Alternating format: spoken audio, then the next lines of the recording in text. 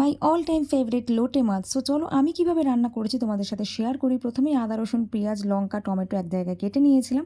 তারপরে পেঁয়াজগুলোকে একটু ভাজা ভাজা হয়ে গেলে তারপরে ওপর থেকে একটু রসুন আর আদার পেস্ট ছড়িয়ে দিয়েছি।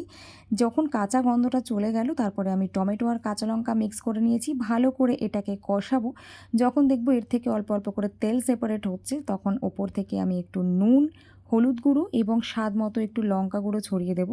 আমি ঝালের জন্য কাঁচা লঙ্কা অ্যাড করেছিলাম বলে আমি এখানে লাল লঙ্কা অ্যাড করেছি শুধুমাত্র রঙের জন্য। তারপরে ভালো করে যখন কষে যাবে সবটা, ওপর থেকে লোটে মাছগুলো এইভাবে রেখে দেবো। আমি কিন্তু গোটা গোটাই লোটে মাছ দিয়েছি।